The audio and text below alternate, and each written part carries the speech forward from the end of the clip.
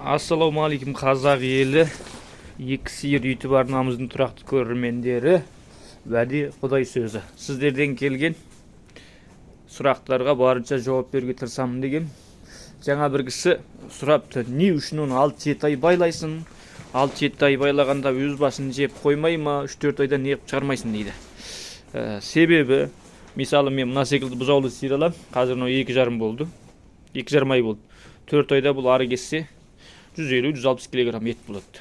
Ал енді Жетісу облысында 200-ге толмаса баға басқа, 200-ден төмен болса баға басқа. Соның үшін мен міндетті түрде 200-ге толтыруым керек. Мысалы бұл салмағы жеңіл деп бұған арзан жем беріп жатқаным жоқ. 200-ге толатын бұқаларында осы жем жеп жатыр, бағасы оқсас. Бірақ сатсаң мынаның бағасы, сойып сатсаң мынаның бағасы төмен, 200-ге толса, мысалы мынаның бағасы ол басқа. Ал енді не үшін 6-7 айға кетіп қалатыр деген кезде, мен 6-7 айға толтыру үшін автоматически кетіп қалатыр. Мен мысалы осы жолы, бұйыртса осы жұма 10 бұқа шығарам. Мынаны, жатқан екеуін, мына қатардың бәрі шығады.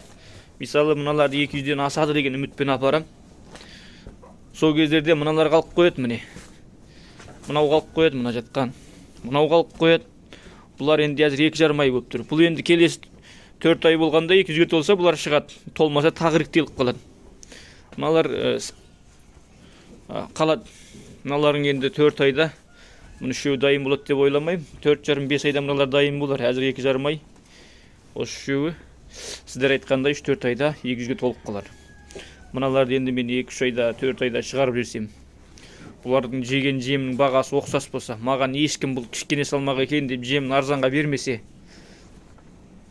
мен тараптан қарап ұтылып тұрмын ғой. Менің енді кәсібім осы, қысы жазы жыл 12 ай, осыдан басқа жұмысым жоқ. Соның үшін сабырмен толтыруым керек. Мыналар не үшін 6-7 айға кетіп қалған себебі, бұлар жаңағындай анау біреулер секілді болды, шеттегі секілді болды. Мұның бәрі кішкене болды. Мұны 6-7 ай болғандардың бәрі кішкене болған. Өз кезінде кішкене болған іріктеліп, содан әзір үлкені болып тұр.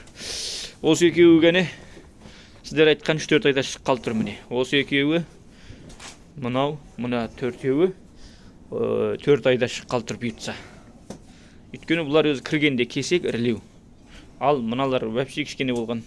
Арық шеттегі секілді болған. Мыналардың бәрі сондай кішкене болғандықтан іріктеле берді.